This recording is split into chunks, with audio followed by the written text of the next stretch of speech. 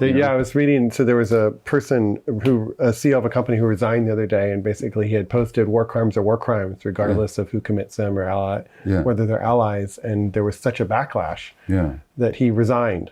And so there is this very tender nervousness for anybody to say anything, or even that Israel should follow basic, protocol of the Geneva Convention or not. Like, you're right, there's such a fear and a tenderness around that. So I definitely feel that, and also feel like we have responsibilities, human beings, to speak to things that alleviate suffering. But there is such a tenderness there that maybe you know it better or know how to speak to it better. Well, I understand that. And anti-Semitism is real and happens, and so I realize that that's not like, I'm not avoiding that fact, but I'm just also acknowledging that all of us need to be able to reflect, and all of us need feedback. Yeah. And all of us can be perpetrators and victims sometimes at the same time. Absolutely. And nobody gets a pass, a free pass that says you're only a victim no matter what you do in the world. Yeah. Because not against them, but because it's not of service to their own safety and our own healing. Ultimately it's like, ultimately it's not. I would say to any human being, check yourself. Do you have anti-Semitic feelings? You might. Yeah. If you do, examine them. Mm-hmm. And until you're sure, don't say much or anything. Mm-hmm. But don't let the charge itself, intimidate you from speaking your conscience. Yeah. Just don't give them that victory. Because it's being weaponized quite consciously as a way of shutting people up. A Canadian member of legislature in Ontario was censured and expelled from her party for speaking on the part of Palestinians. I've had a major lecture at a Canadian university cancelled because of somebody's interpretation of my views on Palestine, Israel. There's intimidation going on all the time.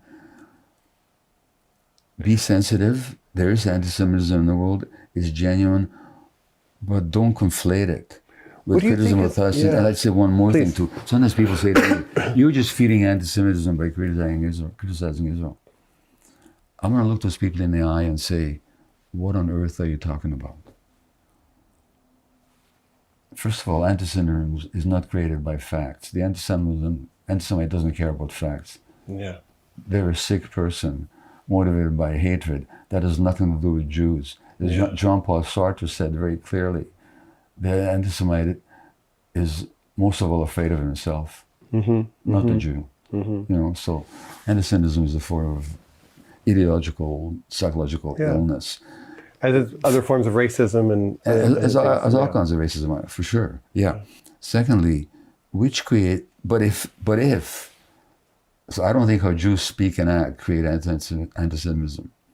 There's a famous story I'll tell you about a Roman emperor who's being driven in his chariot through the streets of Rome, and this Jewish person fails to greet him.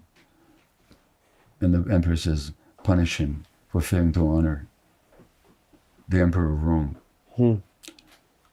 5 minutes later, another Jew obsequiously greets the Roman emperor. And the emperor says, punish him. How dare he, as a Jew, draw his attention to himself in the presence of the emperor. And his friends and his servants say to him, but my lord, he says, you don't understand. I just hate the Jews. Whatever they do galls me. Whether they greet me, whether they don't, I'm going to hate them. But that's an anti-Semite. Now, so what the Jew does or doesn't do doesn't create anti-Semitism.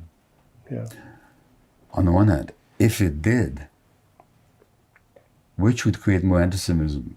If all Jews unite in supporting the massacre of innocents and don't question themselves, or if Jews are seen to have an honest debate, whichever side is right, but at least they're seen to be questioning themselves or questioning one another, which is more likely to foment anti-Semitism? You tell me. It's certainly not.